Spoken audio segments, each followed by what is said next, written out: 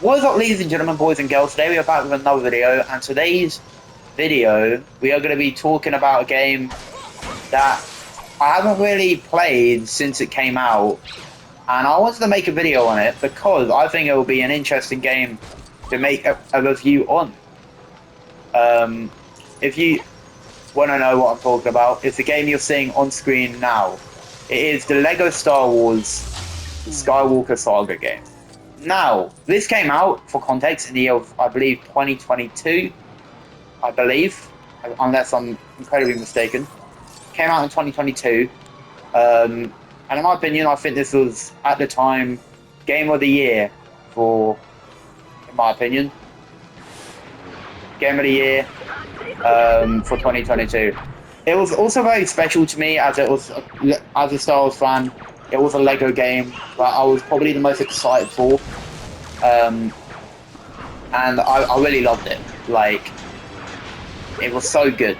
But obviously, lots of time has passed since then. A lot of games have probably came out. And I just want to give my thoughts on if I think the game still holds up the way it was back then. Now, I'm going to try my hardest to put my Star Wars views behind while creating this video, mainly because I want to be making it the most fair review I can, to be honest. But before we get into this, I'm on the way to 600, and if you want me to do more on different games, just leave a like, subscribe. I can do it on multiple different games. Yeah, but as I said, I'm going to try my best to be just as a game critic, not a Star Wars fan, because those two things are very different things, in my opinion. Because if I see it as a Star Wars as a Star Wars fan, I'm obviously going to love it. But as a game fan, that might be a different story, and I'll tell you what I mean by that. So let's begin. Okay, I think, because I don't really know which is the best way to put it, if I should do it for like the positives and the negatives first, or if I should just say everything really at once as the video goes along. I haven't really decided that yet, but obviously there's going to be gameplay in the background from one of the levels, just because, you know, I just wanted to show some gameplay. Now, let's start off with the positives. I think that probably makes more sense. I'm gonna be real. it was the first Lego game that I played in years, and I do get the old Lego feel while I was playing this game. It does give me like flashbacks to the like 2018, 2017. Now, I think this game, I believe, had issues coming out. Like, obviously, originally, I believe this was only for PS5. Not only that, but I believe as well, like, there was like delays with the game as well, which made it come out later than it did. Because I remember this game was like talked about like 2020, 2021 to come out, and it was only really 2022 April. So it's been basically 3 years since, nearly 4. And I think I like it. Gives me the old nostalgia feeling of Lego games, but not only that, I also see it implements new features from previous Lego games, like the Lego Star Wars The Force Awakens, when it comes to the shooting animation and like the type of boss fights you see. But also, this is the biggest Lego game basically ever created. Like, I believe it has the most characters than any other Lego game. I think it's probably close between that and maybe Lego's Marvel Superheroes, because I know there's a lot of characters in the Lego Marvel Superheroes games. Obviously, I love those games too, but I see it does take some inspiration from previous Lego games with like the type of levels and the obviously if we're talking animations and graphics, it's got really good animation and graphics. Like you can't dispute that Lego Star Wars, like the way it looks is way better. And obviously that is expected because it is, you know, it is newer like animation. It's gonna obviously be way better quality than, let's say, Lego Star Wars: A Complete Saga, which was basically, you know, came out early 2000s. It wasn't gonna look great. But considering that, I do really think Lego Star Wars: The Complete Saga is a very good game.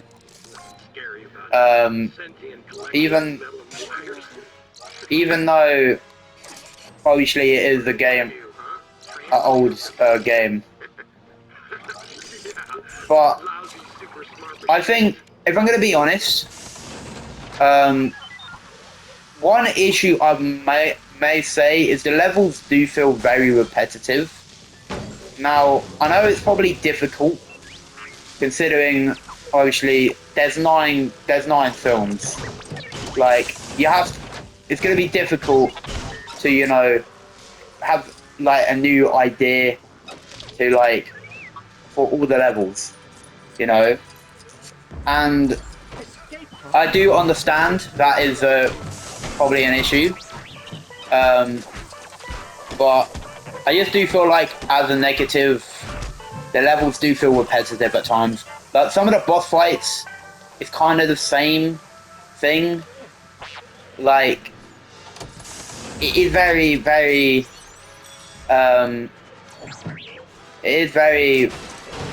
like very repetitive.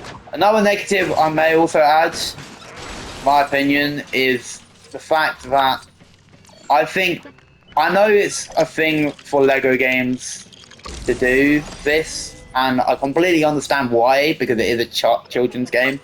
But I feel like they do take the piss a lot of the time out of the movies that they are basing it on, which I don't really like, because like there are some in the cutscenes, like even in the most serious moments and parts in the film that are supposed to be like emotional, you don't really get that because they normally take like the piss out of it, you know?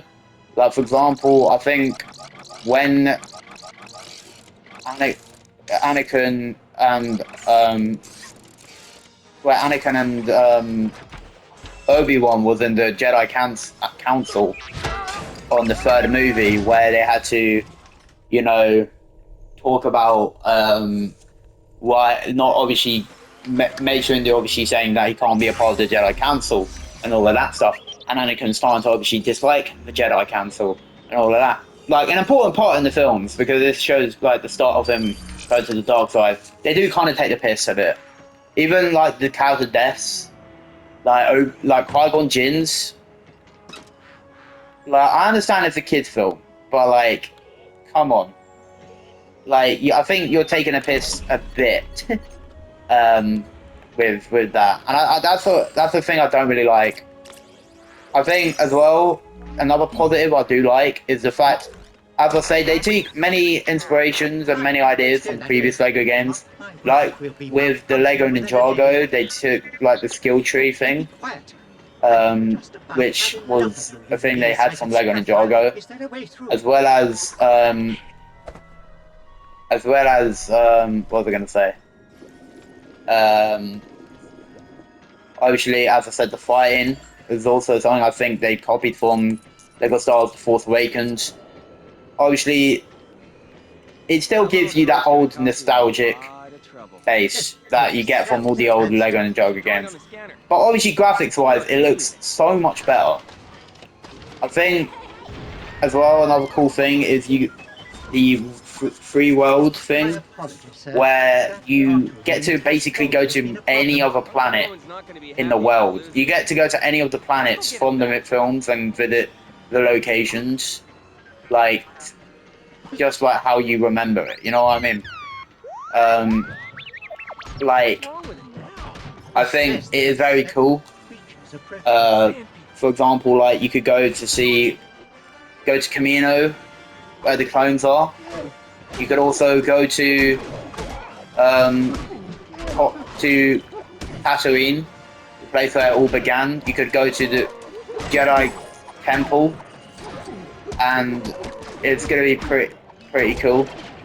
And I think as well another cool thing, which I think is an improvement from the original Lego Star Wars game, is the fact that you can choose basically where you want to start in the story. Like, normally in the completed saga, you have to start at episode 1. And in my opinion, I do find that a very boring movie in real life. So to have a film, so to be able to choose, like you could start at episode 4, I think that's a pretty cool thing, in my opinion. I do feel like as well, the boss fights, the levels are very simple. Now I know it's because it's made for kids, but like still, I think it is very simple. And it's also, it doesn't really, like, it's not really a good thing, in a sense, in my opinion. I think as well, there aren't really any, like the thing is as well, there isn't a lot of, like, enemies you can, like, fight in the open world. What I mean by that is, like, you can travel to anywhere, but you can't really get into battles. I remember in the Lego Star Wars, the complete saga, like in the canteen, you can start a canteen fight. Like that stuff like that is pretty cool, which is pretty cool in my opinion. And I thought that was pretty cool. Also, as well, a thing from the previous Lego games, which I don't think they actually included in this game, is that customizable feature where you can customize your own Jedi. I think. This little droid. Yeah, the customizable feature. In previous Lego games, you could see you can customize your own, your own like character. Like for example, the Lego Ninjago games. Even though in the Lego Ninjago movie, even though I don't like the film and I don't think the game's the greatest, I think a good thing is you got to create your own like ninja to have like its own elemental power. That is something like it's a small thing, but would be pretty cool to actually have in general. I think with that would have been pretty cool to run around as your own Jedi. You know, that would have been thing. Obviously, there's a lot of glitches, and like there's a lot of glitches, but obviously there's glitches in any game. Like I've done the game where UFC 5, like the first day I got it, there was a massive glitch where I couldn't move. After the rest stopped after me knocking out the guy. But once again, glitches are a thing that happens in every game, so I'm not gonna really criticize a lot. I think the levels as well, going back to the levels, I think the issue with the levels is the fact that they are very short. Now, what I mean by that is, like, I think the levels, I think, last like 2 to 3 minutes. Meanwhile, I think previous Lego games lasted way longer, like 4 or 5 minutes. I know that's a very like small tangent thing, that like why do you care that much about how long a level is? But like, you know, the levels are based off the films, and you want to include as much scenes from the film as possible. So I think that is a pretty important thing, and I think as well as that, I think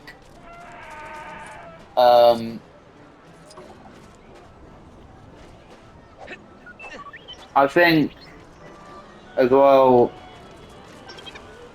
another thing that is boring, it can get boring. The thing is, if you're like a non-Star Wars fan, like who isn't really a fan of Star Wars and you have to play it, you could feel like gets a bit boring at times. Mainly because in between levels, similar to previous games, you can do like a little free roam where you can run around and do stuff before the actual level starts. But the issue is with that is the fact that you have to. Sometimes it's cool, but at times it does get a bit boring. Like you do have to follow like people around, and like there's like some cutscenes where you have to follow people around just walking, and they walk like really slow, and it does take a lot of time because it did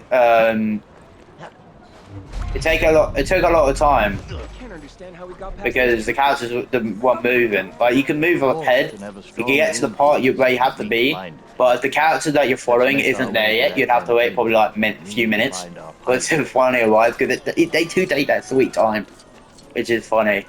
Well, it's funny but also annoying. Not, but I think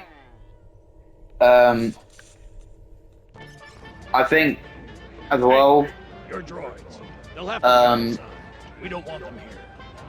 Like I think as well, like some of the levels, like some of the cool things that they could have added from the previous games, like in the mainly the Revenge of the Sith level with the fighter, with not the fighter, where you got to choose who you wanted to fight as between Anakin and Obi-Wan. I think that was a pretty cool thing, but I think in the proper game you could only fight as Obi-Wan, which was pretty sucks. And also, like, they did make some levels like running, like trying to do some parkour over some exploding stuff, and yeah, it was like a kind of race thing. And I don't like it either. And I believe it's a bit. It's just my opinion. I believe they made the game too simple than it had to be. You know, I think they made it a bit goofy. They made it a bit too simple. But apart from that, overall I probably have more positives to say than negatives regarding this game. Like as a Star Wars fan, I love it. It embodies everything I love as a Star Wars fan. It is a bit goofy at times, but overall I do find it a very fun game.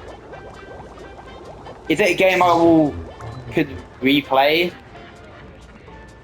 Probably not, but maybe that's just more of me because of the type of game I'm really into. FIFA, like the FIFA games, it gives you something to do constantly, so that's why. Meanwhile, the game barely do updates. But to be honest, it is like a 3-year-old game. But speaking of Lego games, the Lego Batman games are coming out this year. Well, the Lego Batman game, which is basically this game, but is going to be based on all the Batman films. So the Batman v Superman, the Dark Knight trilogy, and like these, they need to perfect this. Hopefully, they can see not like what people thought of this game and take some inspiration, look at what worked, what didn't, and hopefully when it comes to the actual making of the Batman game, they actually listen. Because in my opinion, I'm not really as invested in Batman as I am in Star Wars, but that just might be a me thing. But I hope there isn't some of the same issues with this game that appears in the Lego Batman game. I don't really know how they're going to be able to do the Lego Batman game, because really it's only based on one character, but the issue is it's all the Batman films are really set in different universes. The DCEU Batman, like the Ben Affleck Batman, is different to the actual Christopher Nolan's Batman. It's very different to the old generation Batman. So it's going to be very confusing to add all of them, but I'm curious to see. But I'm also intrigued. Depends on how things are. It could be my movie of the year personally for me. But honestly, I have to see how it works. But we'll have to see. But yeah, this is Just my honest review, okay? I'm being very critical, I know, but that's what I have to be sometimes, to move a point. But hopefully, you lot enjoyed today's video. If you want me to do more in-depth review of this or any other game, just leave in the comments down below. And leave a like and subscribe, obviously the support would be immense. But anyways, hope you guys enjoyed. Leave a like, subscribe, and peace.